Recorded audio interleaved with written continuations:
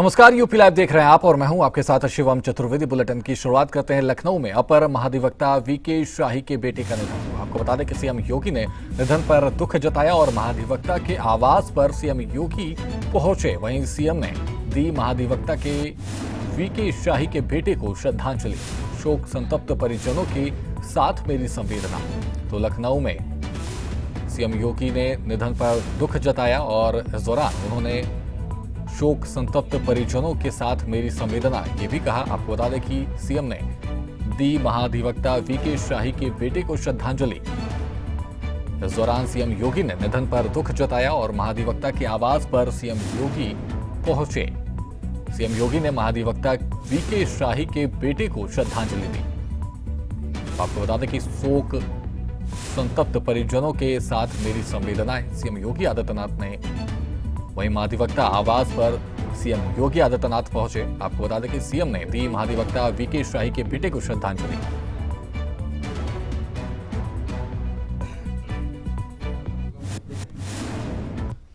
वहीं कानपुर देहात में सनसनीखेज धार्मिक धर्मांतरण मामले में पुलिस ने बड़ी कार्रवाई की है। 3 लोगों को गिरफ्तार कर लिया गया है। आरोपियों पर जबरन धर्म परिवर्तन कराने और लालच देकर लोगों को फंसाने का आरोप है। पुलिस ने मामले की गहन जांच शुरू कर दी है। ये रिपोर्ट देखिए।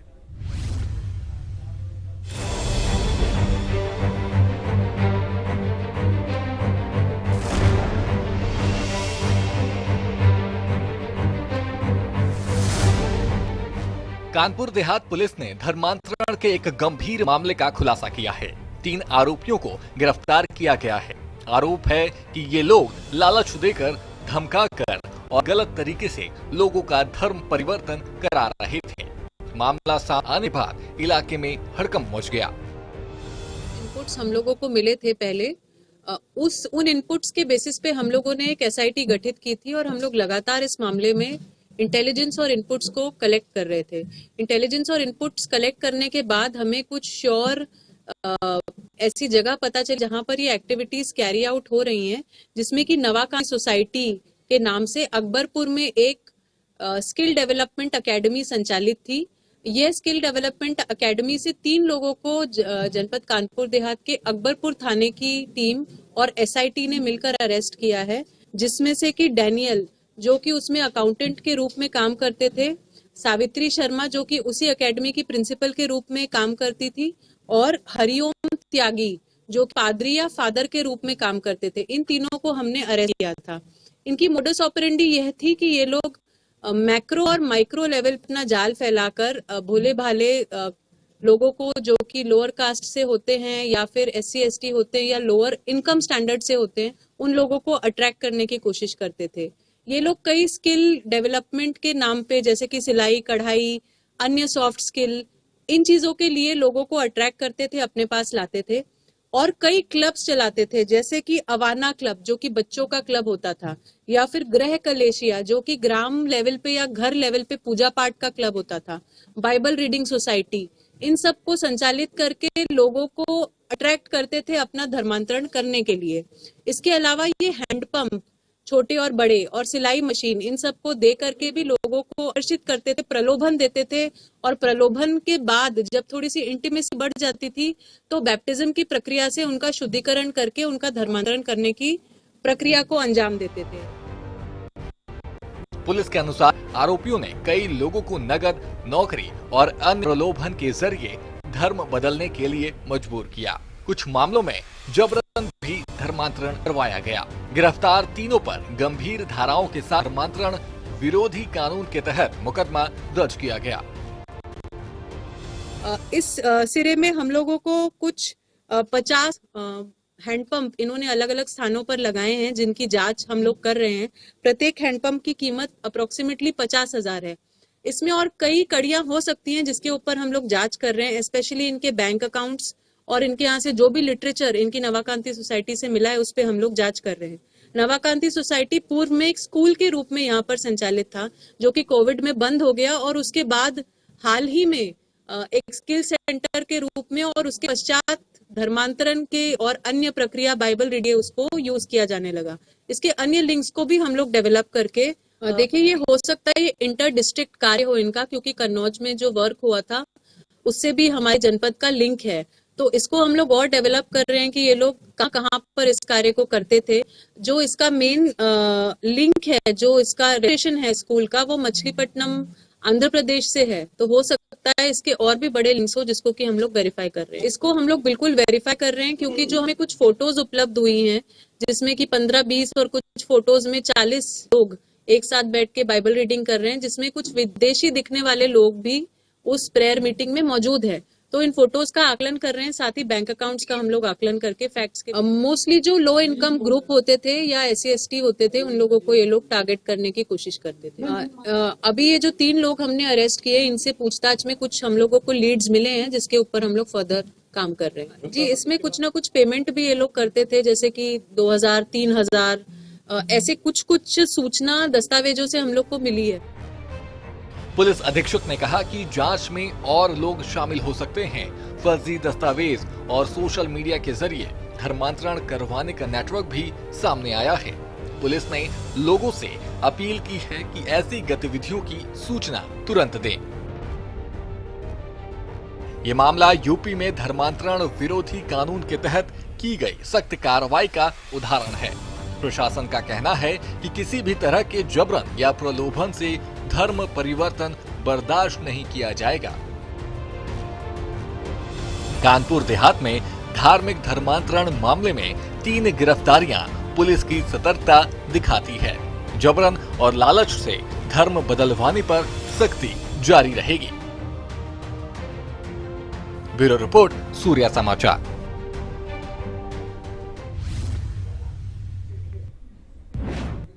वहीं संभल में शमशान घाट से अवैध अतिक्रमण हटाने की बड़ी कार्रवाई। प्रशासन ने बुलडोजर चलाकर अतिक्रमणकारियों की फसलों को पूरी तरह जमींदोज कर दिया। शमशान घाट की सरकारी भूमि को मुक्त कराया गया। ये कार्रवाई शमशान घाट के आसपास बने अवैध कब्जों और खेती के खिलाफ थी। रिपोर्ट देखिए।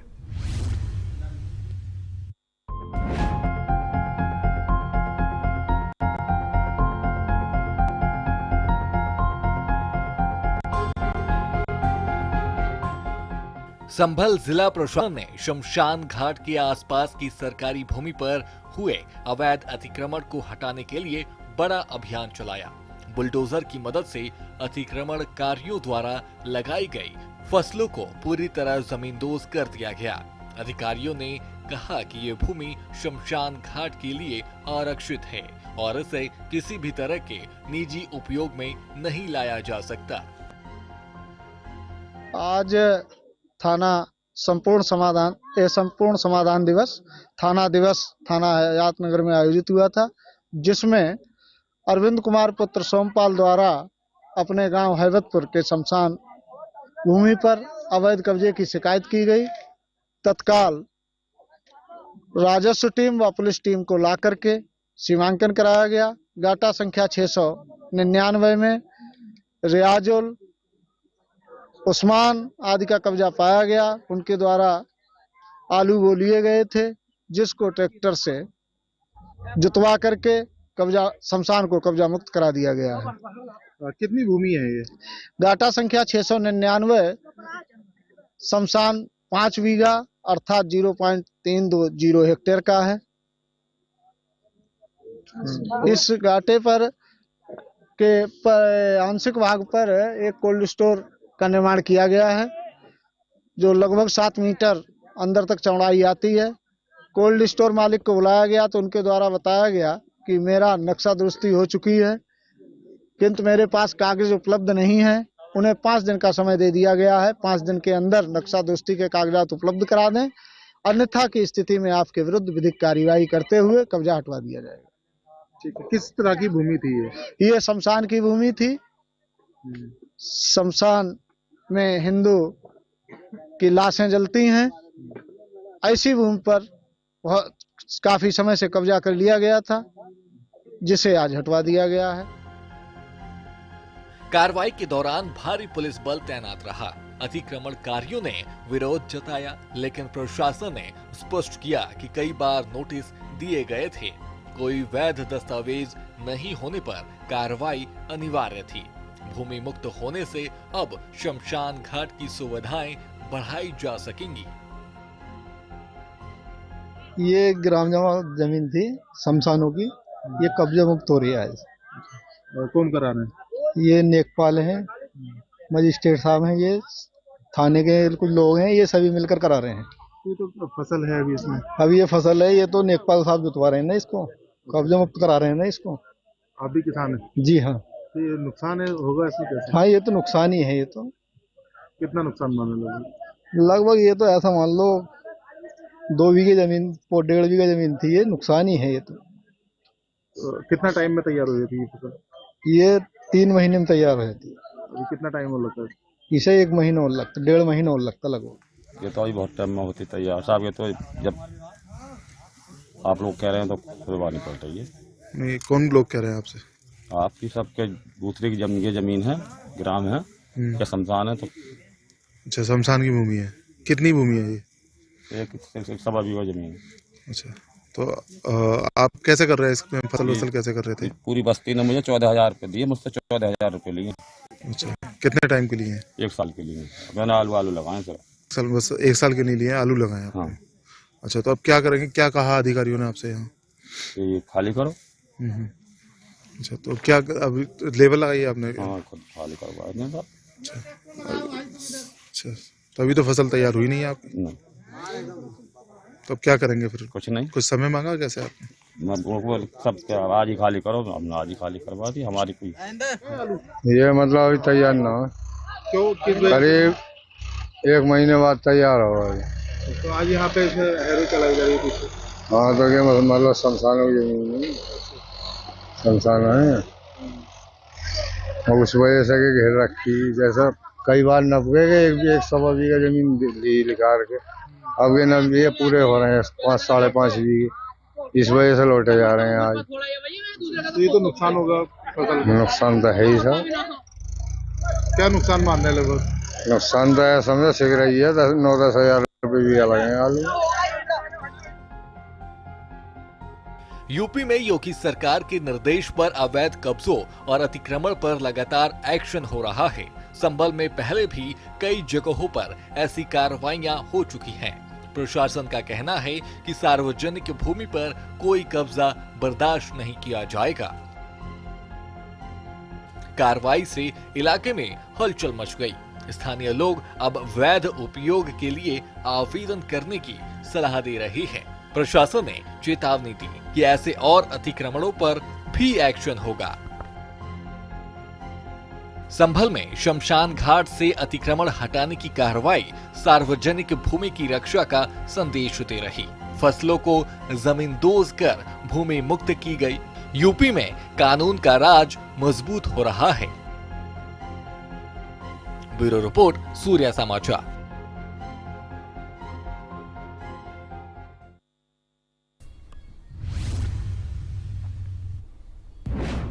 वहीं अयोध्या के राम मंदिर में एक शख्स ने नमाज पढ़ने की कोशिश की, जिसके बाद वहां पर पुलिस पहुंची और पुलिस ने उसे गिरफ्तार कर लिया। बाकी की जांच जारी है। ये रिपोर्ट देखिए।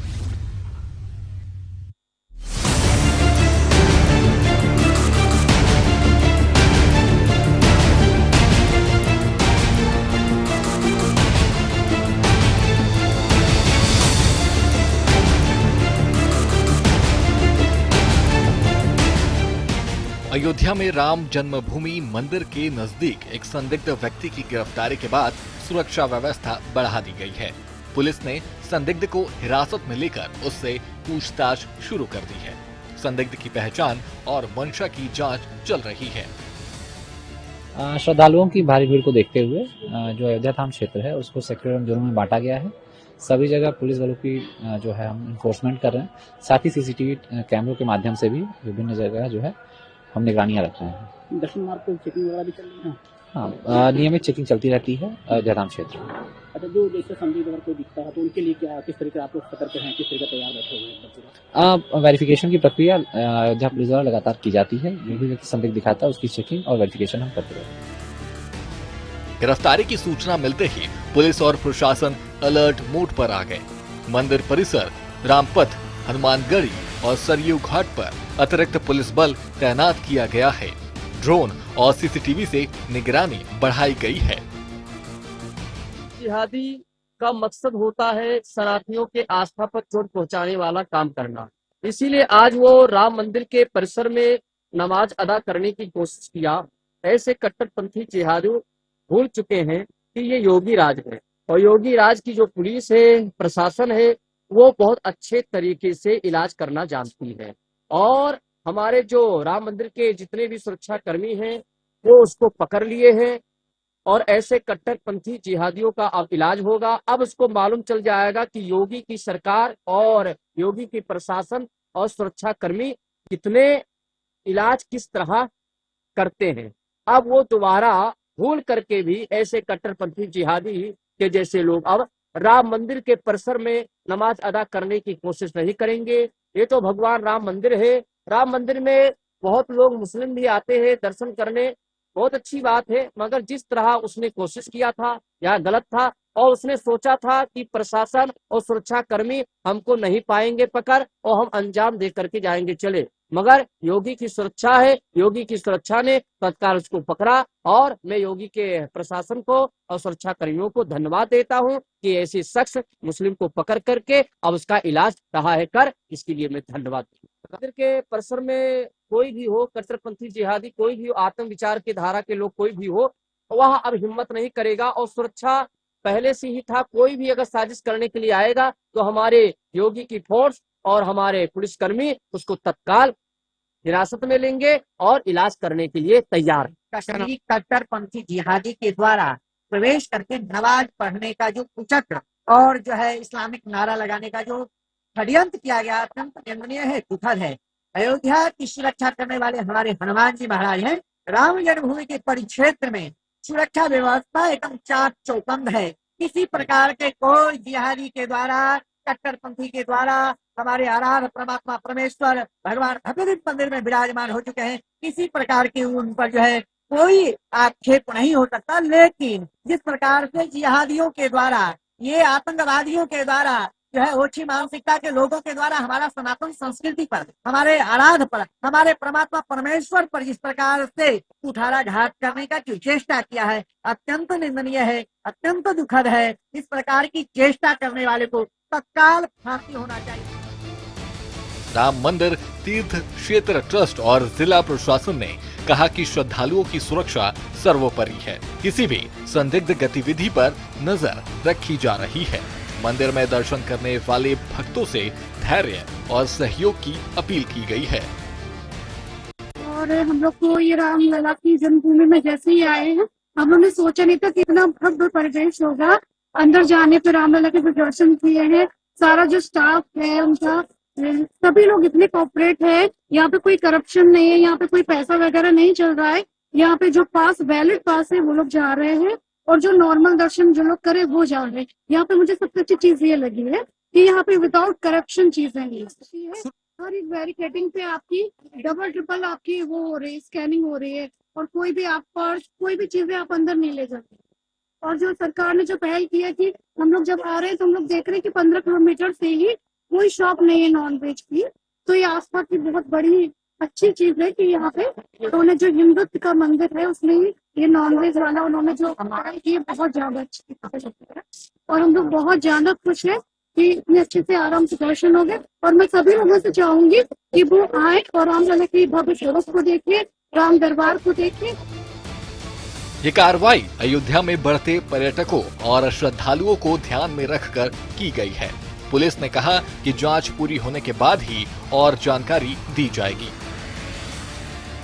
अयोध्या में संदिग्ध गिरफ्तारी के बाद सुरक्षा और मजबूत है। रामलला के दर्शन करने वाले श्रद्धालु बेफिक्र रहें, मंदिर परिसर सुरक्षित रहेगा। ब्यूरो रिपोर्ट, सूर्या समाचार।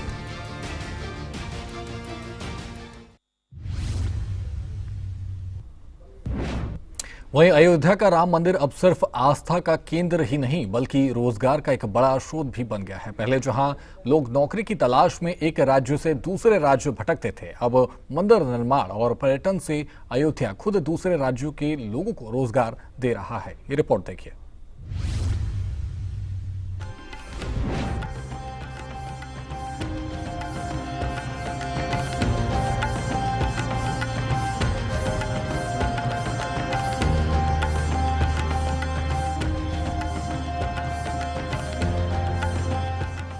अयोध्या में श्री राम जन्मभूमि मंदिर के बनने से स्थानीय लोगों के साथ साथ बाहर से आए लोगों को भी रोजगार मिल रहा है।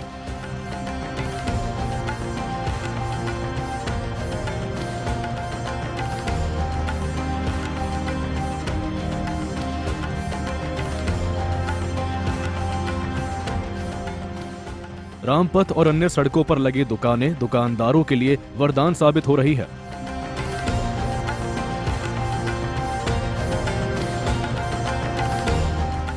पहले दूसरे राज्यों में रोजाना 400 से 500 रुपए कमाने वाले दुकानदार अब अयोध्या में 500 से लेकर हजारों रुपए तक कमा रहे हैं। राम जी का प्रसाद बेचते हैं, हमारा इसी से रोजी रोटी चलते हैं, बाल बच्चे का इसी से खर्चा चलते हैं रामलला के दरबार में। इसमें 2 पैसा हम लोग का बरकत होता है। भगवान की महिमा, हनुमान जी का गढ़ी, हनुमान का देना है, उनकी कृपा है। हम हमारा जो हो जाए 300 400 500 कोई ठीक नहीं है उतना कमाई हो जाए। राम जी के प्रसाद बेचते हैं, रामलला का प्रसाद है। हाँ, हम लोग विश्व हिंदू परिषद के हम एक हम लोग वो है कार सेवक वाले में हम लोग भाई हम कंपनी में काम करते थे। बहुत आदमी का लूला लंगड़ा माने हर आदमी को रोजी रोटी माने 2 खुराक का खाने को मिल रहा है। पहले लोग बोलते थे रोजगार, लेकिन इस समय रोजगार खूब मिल रहा है। हर गरीब आदमी रोजगार से कमा रहा है, खा रहा, खुश है। दूर दूर से लोग आए हैं, बिहार से, कहाँ से, राजस्थान से, कहाँ कहाँ के लोग व्यापारी छोटे छोटे हैं, कमा खा रहे हैं, अपना परिवार पाल रहे हैं। बड़े खुश है लोग राम मंदिर सामने रोजगार करके। कितने लोग लगभग बेचते हैं? बहुत लोग हैं, इनकी गिनती नहीं है। अब देखिए, जैसे हम लोग माला बेचते हैं, झाला बादा बेचते हैं, चूड़ी कंगन बेचते हैं, रामनामी बेचते हैं, हर प्रकार की बिक्री है। प्रसादी बेचते हैं, हर प्रकार की बिक्री है। साथ छोटे लोग तो बहुत खुश है इसमें, क्योंकि उनका धंधा छोटा है। वही मंदिर निर्माण और बढ़ते पर्यटन से होटल, रेस्टोरेंट, दुकानें और गाइड का। फिलहाल यूपी लाइव में इतना ही। आप बने रहिए सूर्या समाचार के साथ। नमस्कार।